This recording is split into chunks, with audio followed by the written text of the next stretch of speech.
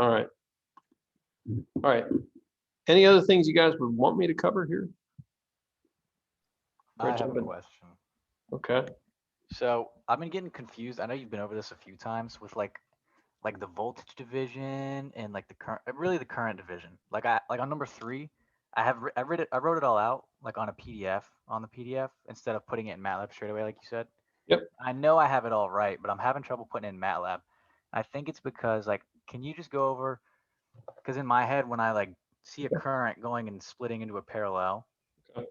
and it's the other number 3. It's like the one before that one. The other number 3. Yeah, mine says 3, but.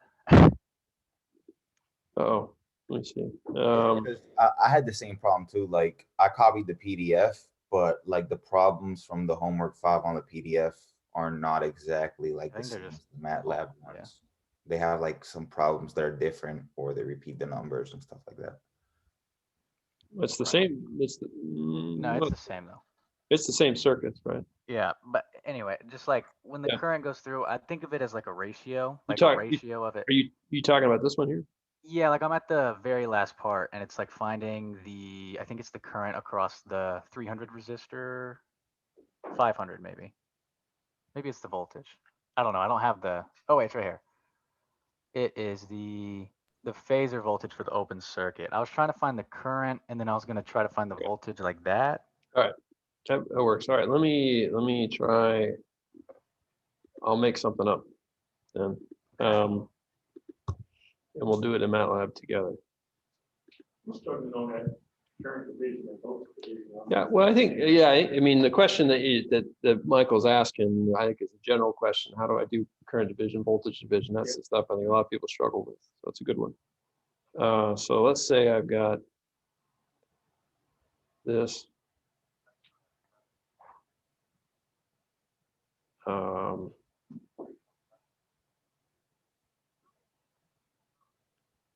Like that. All right, how about I do this one? You're asking how? Well, I'm going to say, so I'm going to do the same question. I'm going to basically say, okay, here's VOC, like that. Or do you want me to do the exact, I can do the exact same circuit with, well, I'm not going to do the exact same circuit. Well, this is fun. All right. So like in my head, the current going across that first resistor is going to split, right? All right, so let me do it this way. So C1, L2. All right, so we'll give those guys some numbers later. Let's say this guy is 10 with an angle of 60 degrees. Okay. All right. So if that's the case, and let's say we want to find VOC, and B, we want to find ZEQ. Okay. All right. So let me do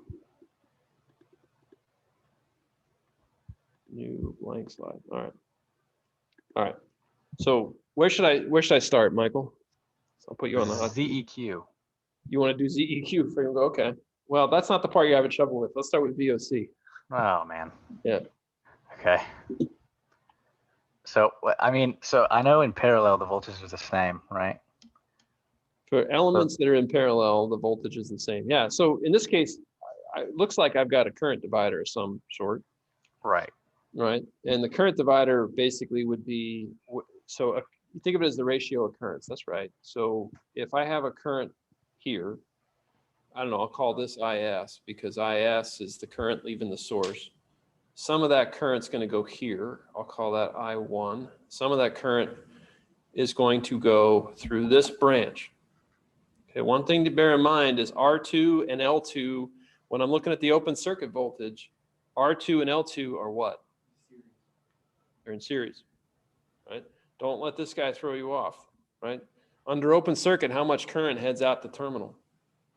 Zero. Now, if I hook a load up to that terminal, then they're no longer in series with each other, right?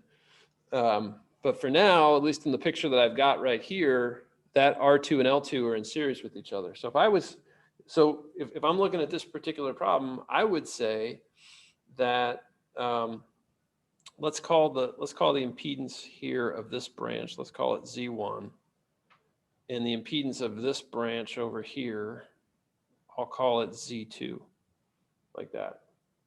Okay. Now, if I know what IS is, right, before I even think about solving for IS, right, if I wanted to find I2, how would I find I2? Let's say I knew IS.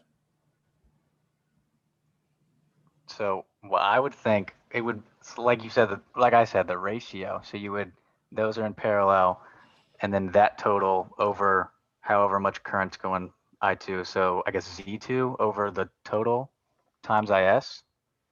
So it is a ratio, but this is a tricky thing to think through. Where does that ratio come from? You gave the wrong ratio. You gave the ratio you would have for a voltage divider.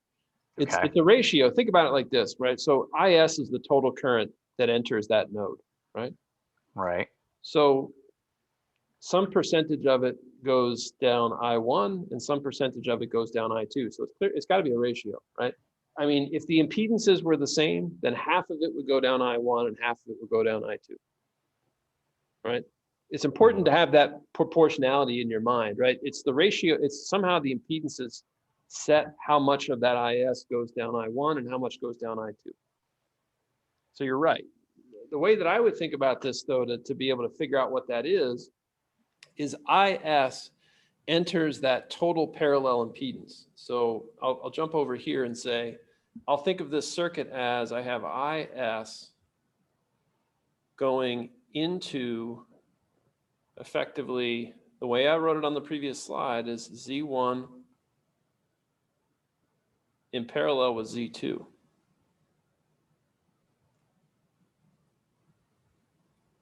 Z2, right?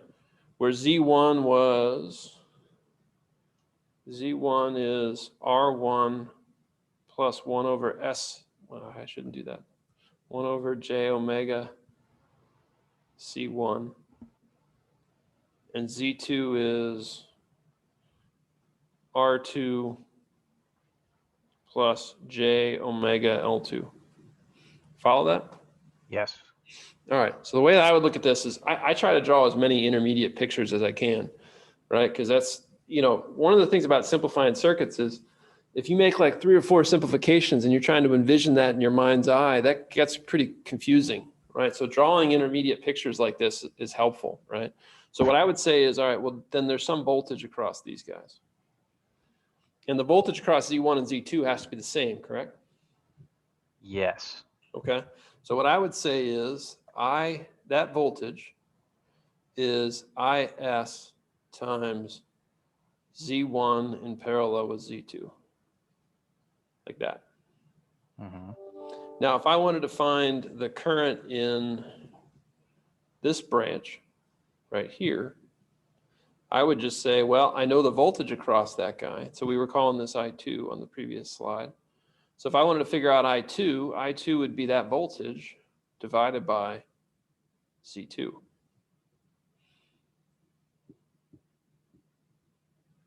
Yes. So the you can do that, like the voltage is IS times the parallel? Yep. Yeah. Oh, I think that's all I need really then. Yeah, because if I'm looking at this, IS is the total current entering this sort of combination of impedances, right? So if you think about it, again, maybe thinking through this idea of drawing the intermediate pictures, this guy would be equivalent to IS flowing into Z1 in parallel with Z2 as one impedance block like that, where the voltage would be the same. Right. Okay. That makes sense. Okay. Now, the other thing I heard in your question is, well, then how do I put that into MATLAB? Yeah, I mean, I know how to put it in MATLAB because I put the other ones in, but I must just have something going weird somewhere. Well, and you may have the wrong formula. Yeah, that too. I gotta try something. I gotta try the voltage now. Yeah. All right, but those are the challenges I think a lot of people have is in those kinds of simplifications. Mm-hmm. Now the other piece is, IS is something that has to be calculated, right? So how do I calculate IS? It's just the ZEQ over that 10, right? Or something. I don't know. I did it and I got it, but Okay. Yeah, voltage divided by the Z. Yeah. And the Z in this case would be whatever the impedance of L1 is in series with this parallel combination over here. Mhm. So the VOC at the terminal should be that whole parallel side of R2, L2, the voltage across that whole thing, right? No. No? VOC is, in this picture, right? VOC is the voltage across L2, right? Right. But on that last slide, wasn't that the same as Z2? No. So VOC is not the voltage on Z2? Just the current No. time? So Okay. Z2 was the combination of R2 and L2. Oh, but the current's the same, so you'd find it like that. Yep. Once I know Okay. I2, VOC would be I2 times J omega L2. Okay. Okay, that makes sense.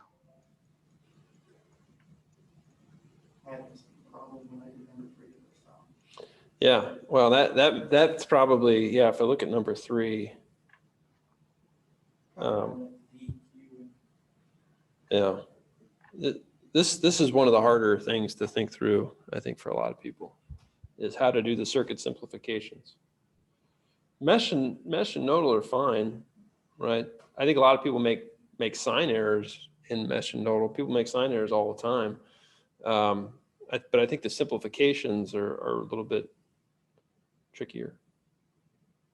Okay. All right. Any other things you guys want me to look at? Oh, back on this problem, did you just say like, oh, if you close the gap out, L2 and R2, they will still be in series or parallel? If I did what? If you close the VOC, Oh yeah. So if I put a short here, yeah. yeah. So at that point, how could they be in parallel? Or sorry, how could they be in series, R2 and L2? What defines a series? Shared current. They share a current. So they share the same current, to be clear, right? So would R2 and L2 share the same current in this case? No. No, they definitely wouldn't, right? Because by KCL, right, there's current goes here, here, and here. So back to our KCL arguments. So to figure out whether or not two elements share the same current, KCL is the way I got to go. To figure out whether they share the same voltage, KVL is the way I got to go. So in this case, I clearly see that there's a split going on with that current. Okay. All right. Anything else you guys want me to cover right now? Yeah, very quickly, but so whenever we're working like in the phasor dimension, we can combine resistors and like a capacitor or inductor. Everything combines the same as it does with resistors. All right. That's the whole idea of the approach, is that basically instead of writing differential equations, we're back to doing everything you did in circuits 1. If we had a DC circuit with that, and you had multiple inductors or capacitors like all over the place, would your differential equations still work? Like we never really wrote equations for more than 1 or 2 capacitors. Yeah, I mean, if I had, any of these circuits here, like if I had, this wacky circuit that I've got on the screen here, where I've got 3 elements, I'd get a third order differential equation. Okay, so the order goes up. Yeah. Okay, that makes sense. Yeah, I mean, no one in their right mind would want to solve that, right? It would be nasty to do it, but sometimes you have to do it. But most of the time, you care about the steady state behaviors. Okay. All right. So I'm going to do an example which covers something I know that's on homework 6. Okay, which is let me see, what was I going to do here? I was going to call this guy I'll call this, so V1 of t is equal to, I don't know, 10 sine, I meant to look at the number here.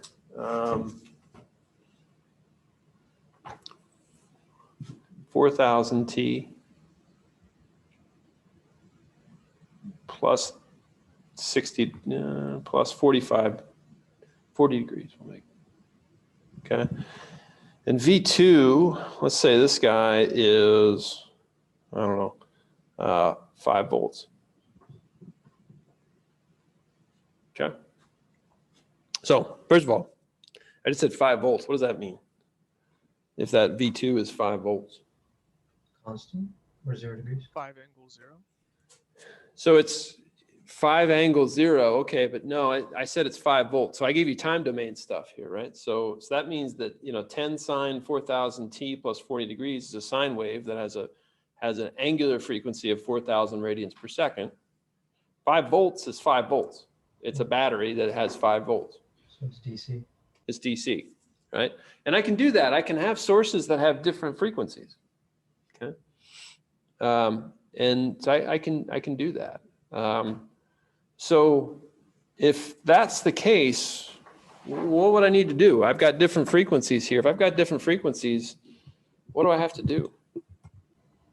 Would you have to do superposition? Yeah, superposition. Yeah, that's exactly what I would need to do, right? So if that's the case, that means that each of these components here, like the 15 millihenries and this 25/6 of a microfarad, right? The classic textbook problem, all right? 15 millihenries and 25/6 of a microfarad have different impedances at the different frequencies, okay? Now, so we got to do superposition with this. So let's do Mr. V1 first there.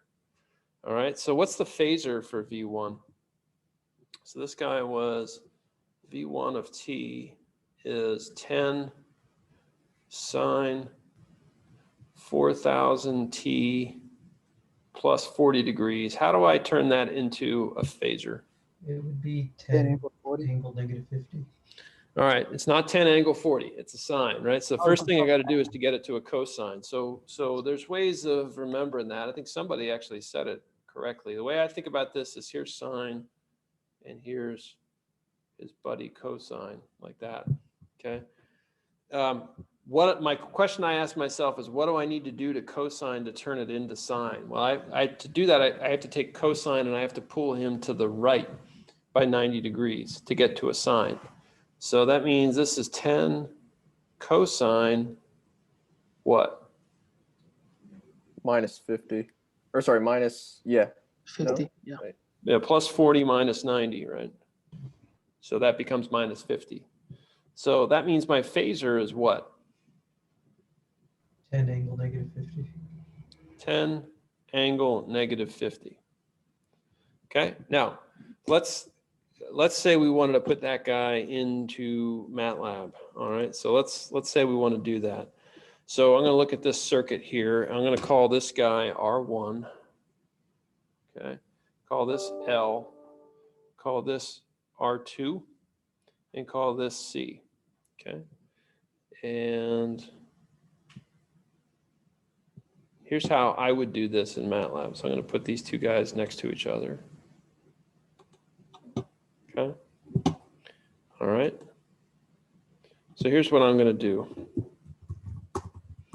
I'm going to say R1 is 30 ohms. I'm going to say R2 is 20 ohms. I'm going to say L is 15 millihenries, so 15 e to the minus 3. You write that the same way you would write that in a TI calculator, right? And C is equal to 25/6. All right. And again, parentheses work the same. There's nothing different about parentheses here than it would be in a TI calculator, right? Parentheses rules, they're just math rules. They're not MATLAB rules. I see a lot of people make parentheses mistakes. All right. What I did here is a 25/6 microfarad. So I wrote 25/6 in parentheses times 1 e to the minus 6, right? That makes sure I get that guy's microfarads. And then V1 is, we just said on this slide, 10 angle negative 50. So let me ask you guys this. How do I enter 10 angle negative 50 in MATLAB? 10 exponential negative 50j. Okay, almost. What does MATLAB expect for every trig function? Radian. Degree to radian. Yeah, so negative j times deg to rad 50, like that. Or you could have said J times degree to rad negative 50, right? It's going to have the same effect for me to pull the negative sign out. Okay. All right. So I've got that down. That's my phasor for V1. Okay. Now what? So basically in the circuit here, what do I do with V2? Put it to 0. Set it to 0, right? Turn the voltage source off, and then try to simplify the circuit. So what I'm going to do is I'm going to redraw this guy in the phasor domain. So I'm going to say I've got my phasor V1, and then I've got ZL R1, and this is R2, and this is the capacitor. Okay. Now I got to calculate the impedances there, don't I? All right. So the question it was asking me to figure out here is, what is the voltage across here? V0. And I don't, let's see, I don't want to solve for that, even though that's what it asked me for. I want to change what it asked me for. I want to solve instead for, yeah, the voltage across the other resistor. So I want to solve for, where is the circuit? There it is. I want to solve for this guy. I'm going to call this V, I don't know, they call it V0. I'm going to call this V3, I guess. I want to solve for V3. Okay. All right. So if that's the case, back to this picture here. Okay. I'm solving for this V3 right here. Okay. That phasor. All right. How should I approach this guy?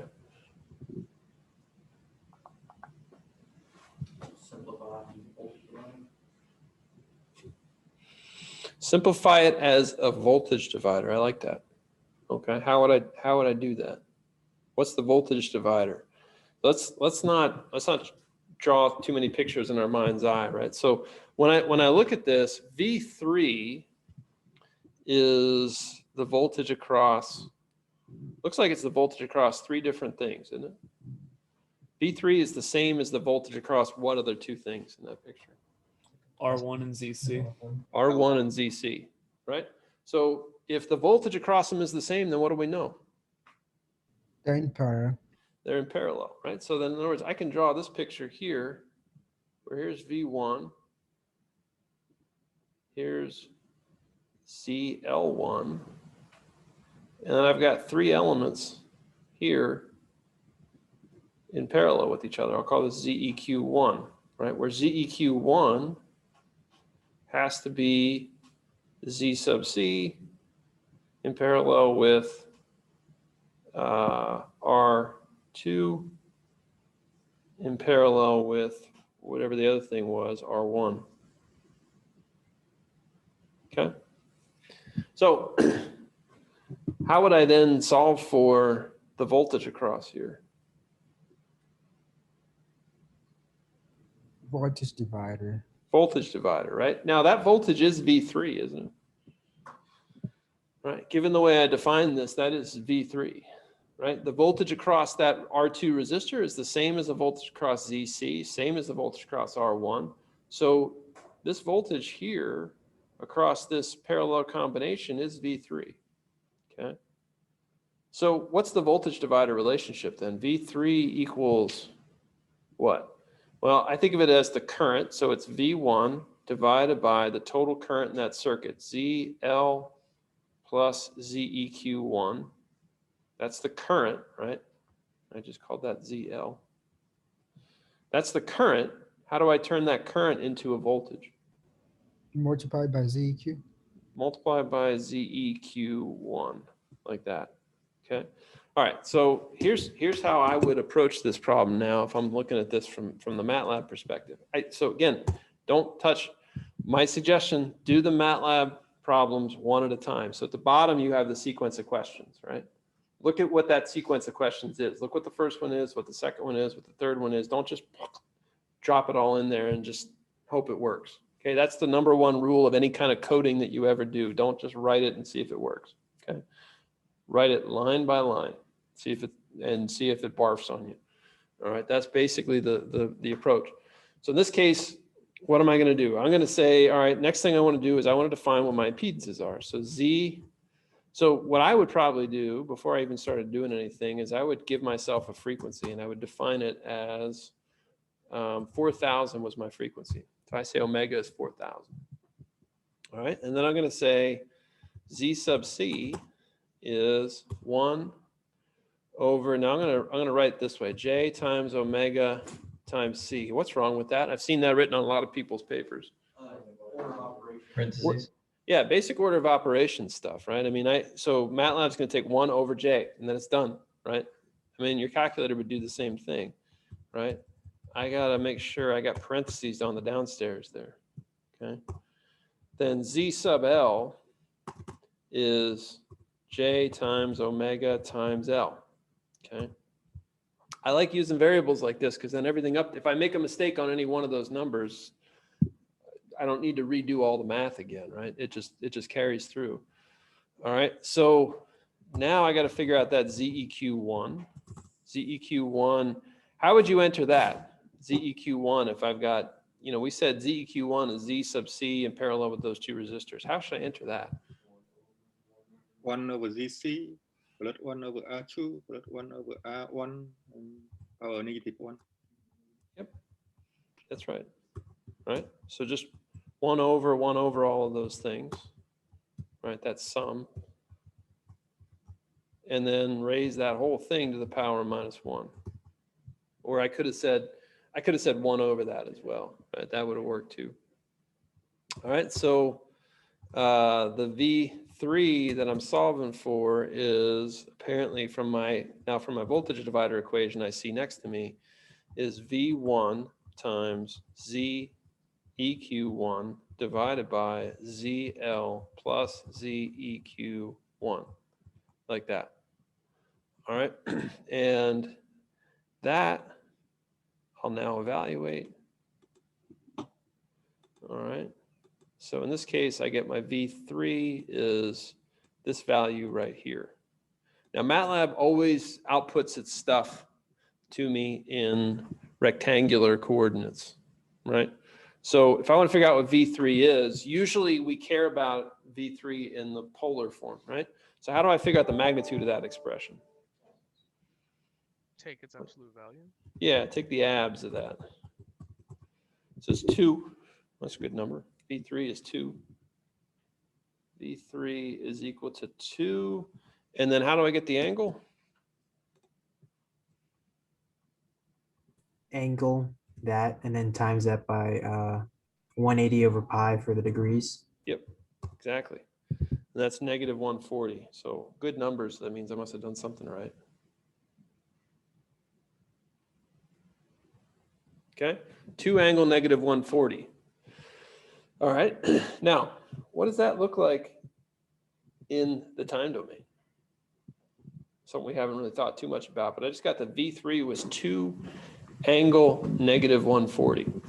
So what does that look like as a time domain expression? It's a cosine, yeah. What specifically, what cosine is it? Well, what cosine would it be? Right, if I have 2 angle -140 is what I just got. So key thing is, when we looked at this problem here, let's go back to the original picture.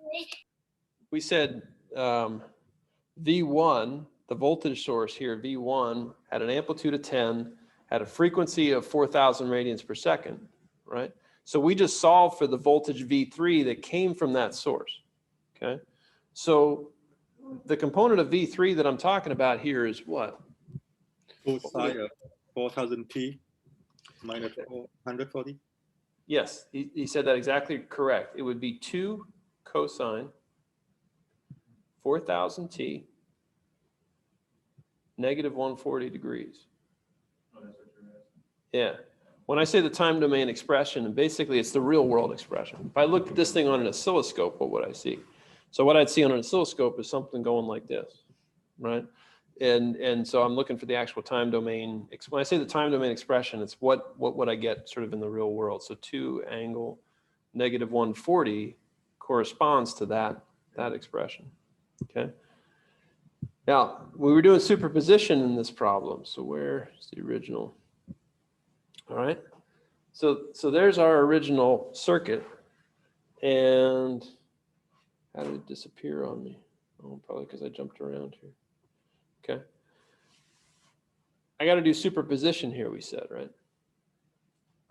So if that's the case, now what? What do I do next? Same thing, but turn the other symbols on and turn off the V1, right? All right, so what is that going to look like?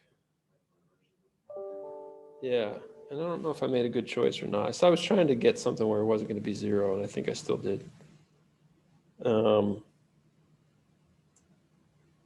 Maybe I didn't. So here's the circuit. So there's an L.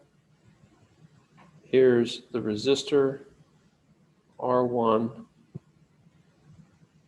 There's the capacitor,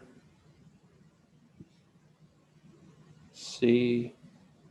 And there's this resistor, R2. And I had 5 volts here, like that. All right, now, what frequency did we say that 5 volts was here? It was a DC current.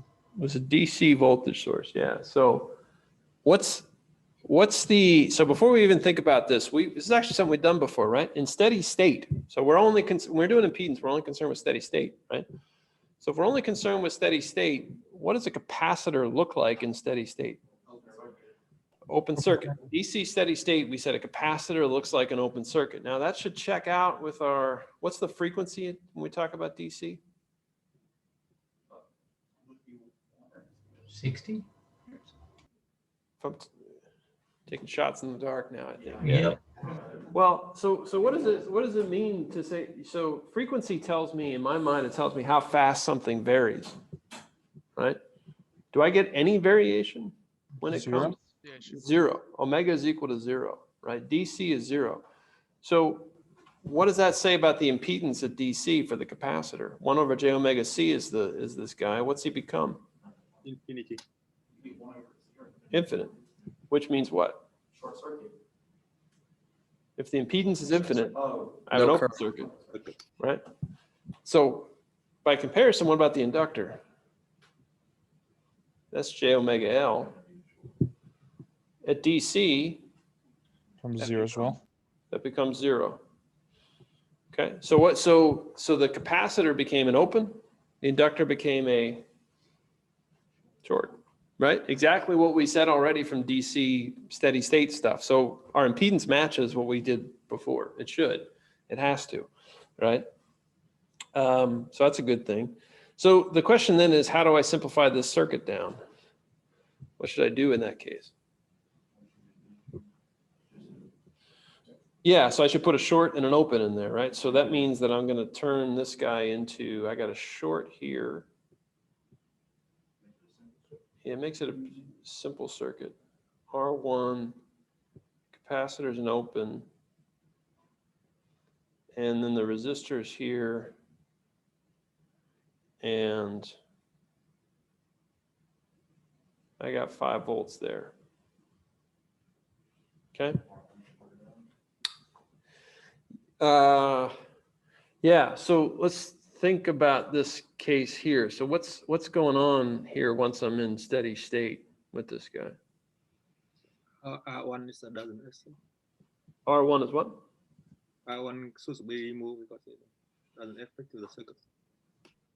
So R1 is in parallel with the short, which means, is there any current going through it? No. Nope. Yep. So I basically have this now. Current follows the path of no resistance. Yeah. So in this case, I've got that scenario. Now, we defined back at the, this is actually, here's an important point.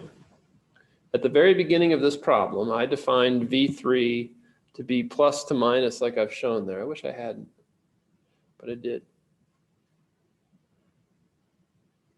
V3 is there. So this was, we called it R2. Okay. So what would V3 be? It's a -5 divided by R2. Well, given the way we defined it, it's 5 divided by R2. All right, because we defined it plus to minus back at the beginning of the problem. We defined it plus here, minus here. Oh, yeah. Well, yeah, so well, 5 divided by R2 is the current. Yeah, times R2 becomes 5 volts. Yeah, it should be 5 volts across there. Okay. So, what if I had defined, let's say, this way? What would it have been then? -5 volts. Okay. Can I, what would be, so if I said to you, okay, I could do a phasor for that, even though it's DC, I can do a phasor for that, right? Let's leave it the way I had it. What would the phasor for that be? So I got 5 like that. So it's 5 volts. What's the phasor you would give that? What angle does that have? 5, 0. 5 with an angle of 0. What if I had defined it the other way and I had -5? What would you call that as a phasor? Negative. 5 with what angle? Negative. 180. Negative 180. 180, right? So if I'm pointing the opposite way on the number line, I'd call that 180, right? Okay. All right. So what would this thing look like if I wanted to look at it? So the total voltage that I found, so basically it tells me that V3, voltage on that resistor, must be 5 volts plus 2 cosine 4000 T minus 140 degrees. So it's basically a cosine shifted up. Okay. Now, how would I enter that into MATLAB? So in MATLAB, and you will have a problem like this. I think problem 1 on homework 6 is like this. All right. I'm going to define, I would give this to you. I'd give you a time vector, right? So the T, the period, how would I figure out the period of that thing? 4,000 is the omega value. How would I figure out the period? 2 pi divided by 4,000. 2 pi divided by omega. And then I would say, I'm going to do it this way and say it goes from 0 in steps of 1,000, let's say, and I'm going to do it for 2 periods. Okay. You don't need to worry about that. I'll give you that vector. Then the question is, okay, well, how would I write that? How would I write V3? So on the left side here, I've got my V3.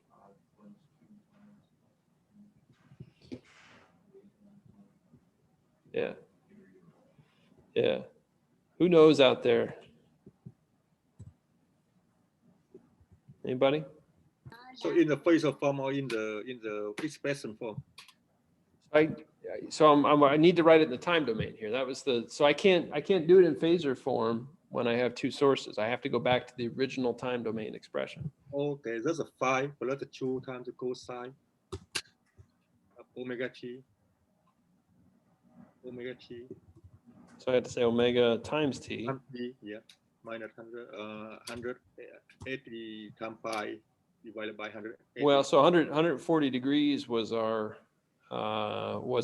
angle there.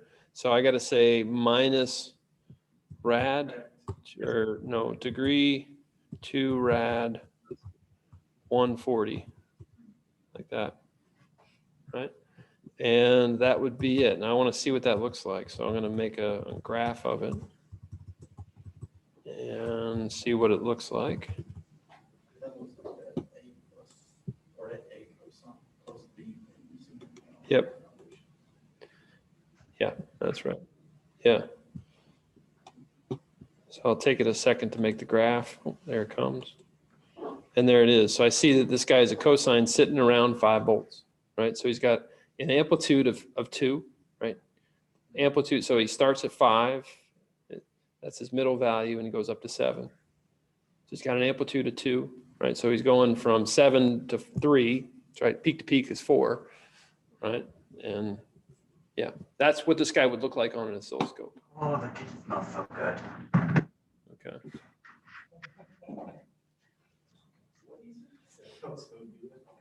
Something felt good. I don't know what he was referring to there. All right. All right. So this, type problem like this where I got sources with different frequencies is, it's a common problem to have. And you got to do superposition if you have that. All right. There's definitely some like that on homework 6. Okay. All right. Other things you guys want me to cover. I got another one here in mind, which I was going to look at, which was something like this one here. So a Thevenin problem where I got dependent sources. How's this one? Yeah, please do that. Let's do this one. Do this one. Okay. All right. Now, I got dependent sources.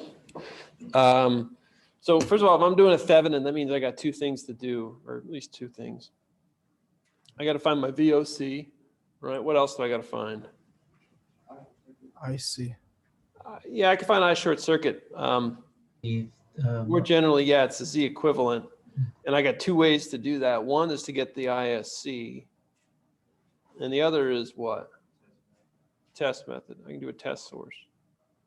And so actually what I came prepared to do is the test source. I mean, I can do either one, whichever you guys want me to do, but my code exists for the test source. Okay. Can we do the test source, please? Yeah, that's what I came ready for. So yeah, so all right, where do I start this problem? We do the VOC first. I'm gonna try to label stuff up first. One thing I want to do is, in this case, I was given 120 sine 300t minus 30 degrees. That's useless to me if I'm going to use impedance, right? What do I got to do with that guy? Minus the angle by 90 degrees. Yeah, so I got to convert this guy into an equivalent cosine first. 120 cosine 300t minus 120 degrees, like that. All right, and then convert that to a phasor. What's the phasor for that? 120 angle 120 negative 120. Okay, 120 angle negative 120, and I'm going to call that. What did I call it in my code? I think I called it V sub S. Stupid thing out of the way. I called it V. Okay. All right.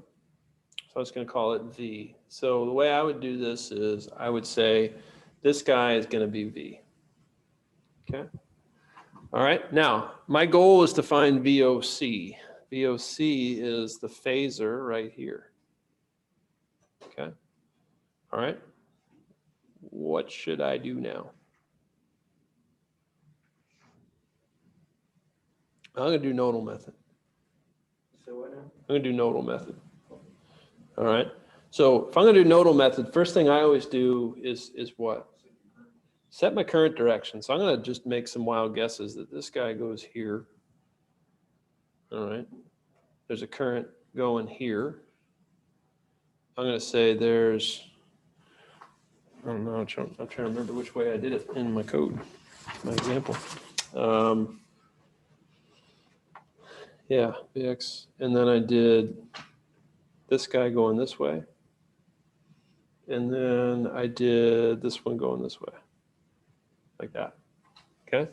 So I defined those currents here, and I can give them any name I want, but that's the definitions I gave.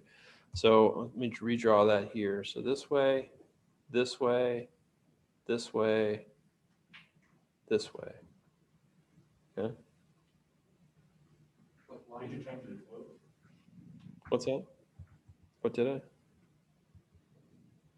Why do you have to label the 130 with 120? Wouldn't it be the same as the other one? No, it would be. So what? So for, yeah, wait a minute. What did I do? This guy's going this direction. So make sure I. Okay, that's actually not. That's actually not the way I wrote my equations. I did it this way, and this way. It doesn't matter. All right, I'll get the same answer. I just want to be consistent with what my code did. Okay. All right. And VOC is this. Now, the other thing I do, not just to draw the currents, but what else do I do? I label the polarities of the voltages, yeah. Like this. All right, that way I know I can stay consistent then with the currents I wrote and the voltages, because I got to worry about if I have a current going into a plus sign, I use the positive. And if I have a current coming out of a plus sign, I got to do a negative, right?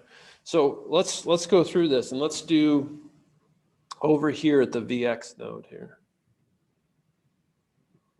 All right. What do I do over there at the VX node? So this guy I called V. All right, help me out. So I'm going to call this for now I1, I2, I3, and I4. My suggestion to you is, again, you guys start writing this out in terms of V minus VOC over this. You guys always jump to that. Don't jump to that. This is like your first time driving the car. You got to set the mirrors first. You got to adjust the seat. Let's write this in terms of the currents first, because it's important to remember, doing nodal means we're writing KCL, okay? So help me out. How do I do this in terms of the currents that I've defined right there? I1 equals I2 plus I3. I1, the current in, equals I2 plus I3, the current's going out. That's exactly right. All right, so what is I1 in this case? Well, it's the voltage across the 12 ohm resistor. All right, so the voltage across that 12 ohm resistor divided by, I called it R1. All right, so I think I called this guy, so let's do it this way. R1 is 12, R2 is 60, and R3 is 120. Right. Yeah. All right. So what's the voltage across the 12 ohm?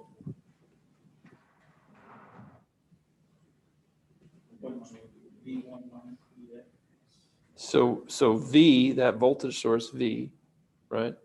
Minus VX. Well, so it's VX is what it's been taught. So one thing to be clear about, this guy is my ground node down here. Okay. So VX, the voltage across that resistor, is the voltage at that node. There's no need for me to redefine it, call it V1 or whatever. I'm just going to call it VX. Okay. All right. Now that's the current there. Now, here's why I like to do this. Now, Z capacitor, I'm going to say, is negative J40. Capacitors screw me up because I got a minus sign in their impedance, and I don't like that, right? I like to just think of them like they're resistors. So I'm going to say I3. I'm going to jump to I3 for a second. So I'll leave myself some space. Ooh. All right, plus I3, the current in that capacitor. So I put Z sub C on the bottom. Don't want to worry about signs here. Okay. What's the voltage across that guy? Given the way I've written that, what's the voltage across him? VX divided VX subject VOC. VX minus VOC. Like that. Okay. Now what about I2? What's the voltage across? That's the VX divided by I2.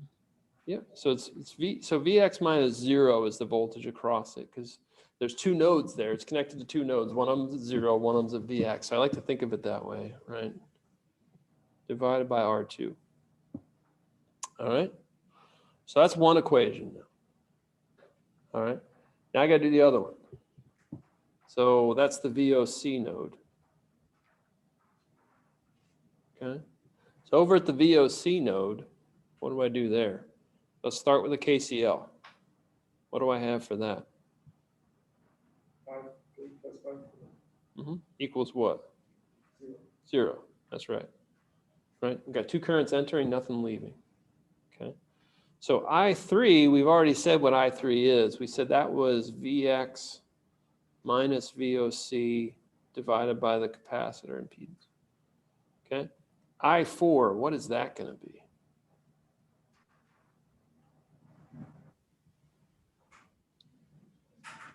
What is I4, the current through that 120 ohm resistor? 10 Vx minus VOC divided by 10, 100. yep, 10 Vx, I got a voltage source there, right? The voltage source of 10 Vx minus VOC divided by R3 equals 0.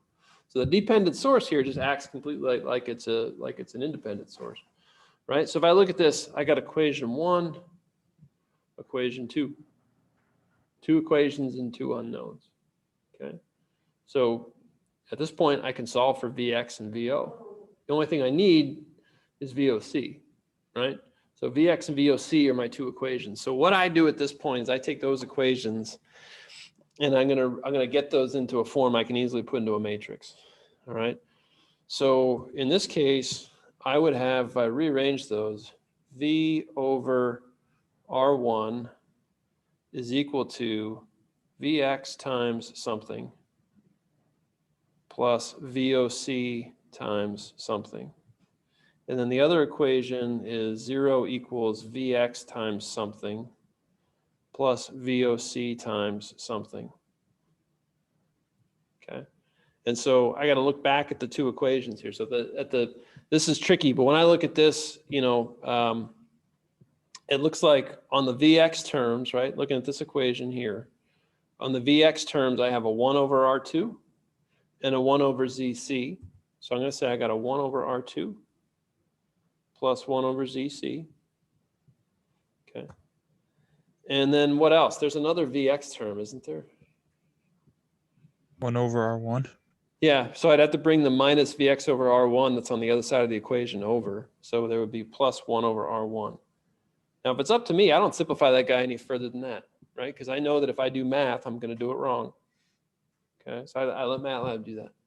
All right, and I can see the equation in MATLAB and just see if I did my math right.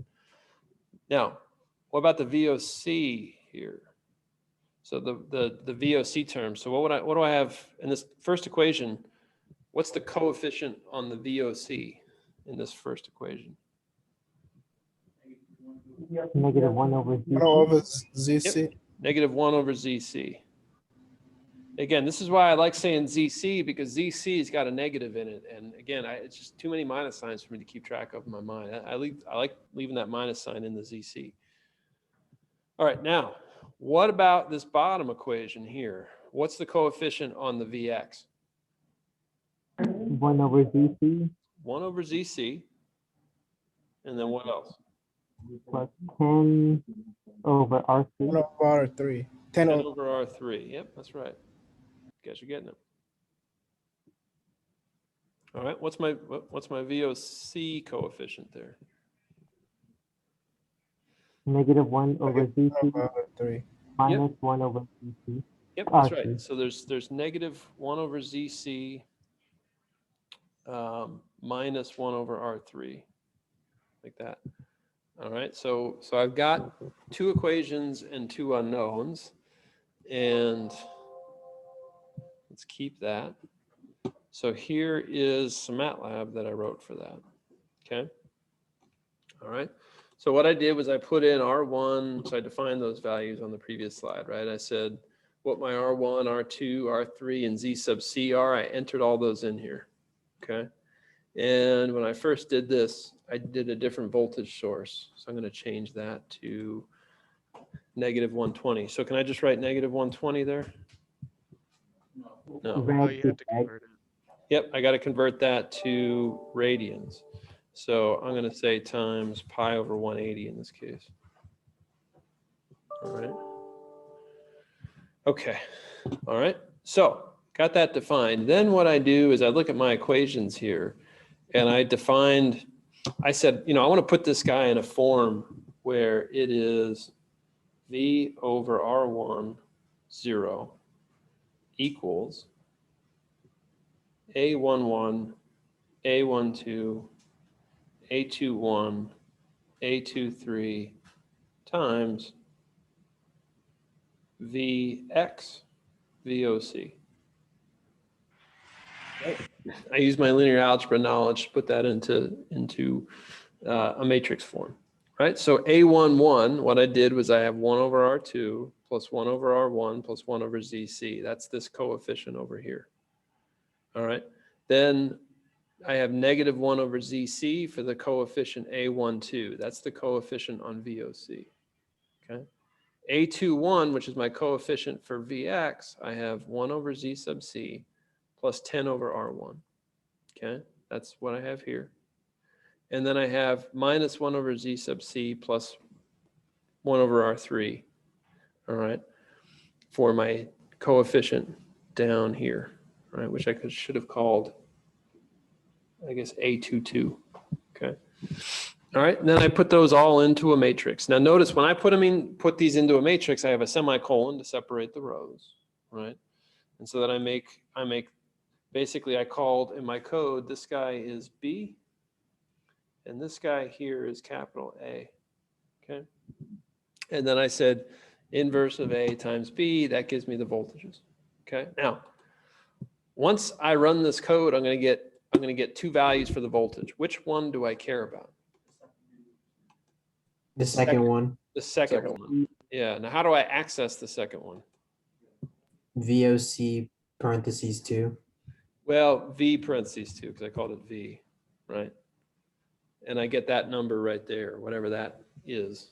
Okay. Now, again, because what I typically care about is I want that in phasor form. VOC. I want that guy in phasor form normally.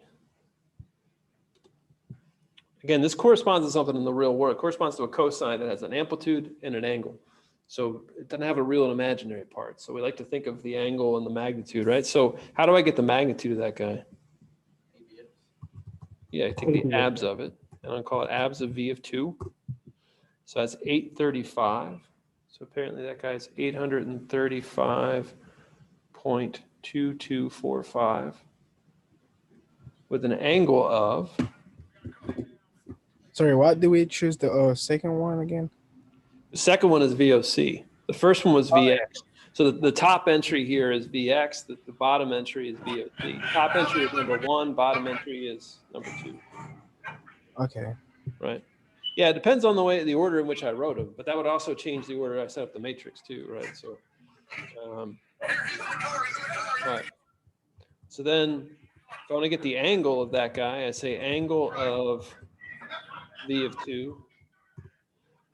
That's negative 2.4464 degrees, right? Radians, right? So I got to convert that guy to radians. So I would say rad to degree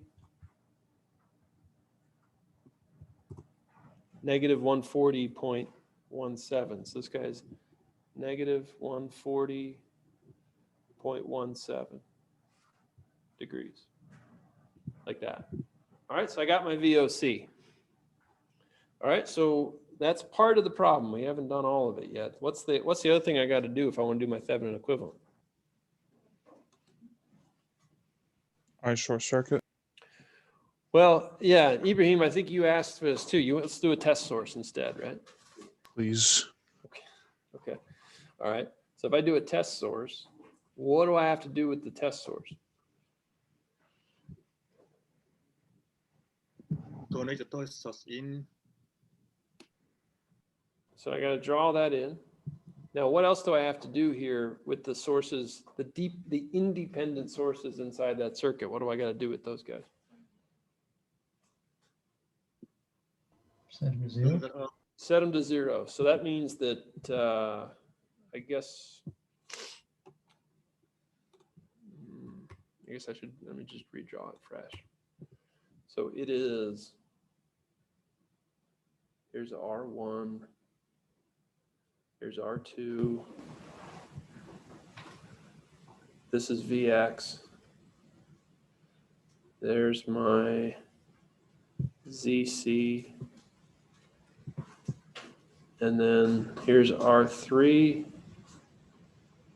and here's 10 Vx. And then I have my test source here, VT. Okay, and I'm going to assume that I apply 1 volt angle 0. Okay, what am I solving for when I do the test source method like this? So Ibrahim, you wanted to do it this way. The Z equivalent. Well, I'm solving for Z equivalent, but to get Z equivalent, what do I have to get here? The V through the source. Not the V. I know the V. I got a 1 volt source there. The current, sorry. The current, right? Right. I want to find IT. And again, it's the current, very important. It's the current leaving that source, not the current entering it. I got to find it going that direction. It's defined to be that way. ZEQ would be VT over IT. That's important. It's the current leaving, because now if I get a negative with impedances, negatives matter more. I'm changing angles, right? Instead of 90, I get 270, right? There's a big difference if I have a negative wrong now. All right, so how do I find that IT in this case? Simplify the circuit. What's that? You need to simplify that circuit. Well, so in this case, simplify the circuit. Yeah, so what I guess I would do here is I would do the nodal method. All right. And here's what I'm going to say that I would do if I did it that way. All right. I'm going to say that I have this current here going that way. And then I'm going to say I have a current going this way. All right, so I'm going to call this I1, and I'm going to call this I2. Okay, and I'm going to say, help me out. So at that node there where I've got VT, I'm trying to solve for IT. So let me write that in terms of, write my KCL. How do I do that? What's my KCL? IT, which I'm solving for, equals I1 plus I2. Now, IT, there's nothing I can write about that. I'm solving for IT. Like, I don't know any way to relate that current to voltages, do I? Because the current through a voltage source, I have no way to make any definitions about that guy. It's set by the rest of the circuit. Now, I1 and I2, I can, right? So I1, what would I1 be? It's 1 minus V 10 so, VX.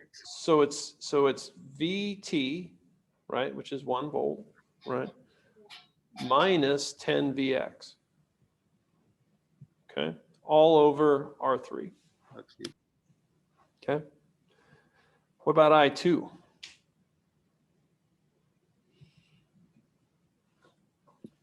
V1 VT minus VH2. What's V2? Oh. All right, I'm gonna do it this way. I'm gonna say V, so here's my ground node, remember. I'm gonna write it this way, and you guys may not like it, but I'm gonna say VT minus 0. Yeah, divided by Z. No sense in solving for another node, because that node, this node right here, is not an independent node, right? The only node in this circuit that's independent node is this one right here. So if I write this equation right here, right? This equation solves for the total current going down that branch. So I don't need to write anything for this guy, and I don't want to. Okay. Now, if I'm going to do that though, problem is I need to get some expression for IX or for VX, don't I? So what would VX be? And first of all, let me see. Before I even do that, what is the Z that I wrote here? The Z is the total impedance down the branch where I2 flows, right? So what is that impedance? ZC. Z sub C plus R1 in parallel with R2. Right? Because then what that's saying is the total voltage across that branch is VT, which it is. The voltage across this branch, which includes ZC in that parallel combination, is VT, right? If you do a KVL around the loop that includes VT, the capacitor, and R1, the voltage across that loop would be VT. Okay. So that's the impedance there. How do I get Vx? What would be my way of defining Vx? I2 to R1 parallel with R2. So I2 times what? R1 in parallel with R2. I2 times R1 in parallel with R2. And I2 we've already found is VT over Z times R1 over R1 in parallel with R2, right? This guy right here, this term is I2. Okay. So here's how I would solve this one. Okay. So here's the rest of that code. So I put VT as 1. And then I define the Z, like I said, the Z sub C, and then I put R1 and R2 in parallel. Okay. Then I put in my expression for Vx, right? Vx is VT divided by that Z times that parallel combination. Okay. And then I went back and put in this equation here, right? VT minus 10 Vx over R3 plus VT over Z, right? That's my IT now. And then I just do my Z equivalent is VT over that. Okay. So let's do that real quick. All right. So let's look at this guy. So I solved for my IT that way. So my IT was 9.3 milliamps plus J times 0.0039 J. Okay. So I don't care about that. What I care about is VT over IT, right? Well, that's what my ZEQ is. Okay. So if I say, what does that circuit look like? So the equivalent circuit would be VOC, and then there would be some equivalent impedance. Now let me ask you guys this. What would that equivalent impedance be? So I have 91.2 minus 38.4 J. So what is that? What is 91.2? 91.2 what? What does that correspond to?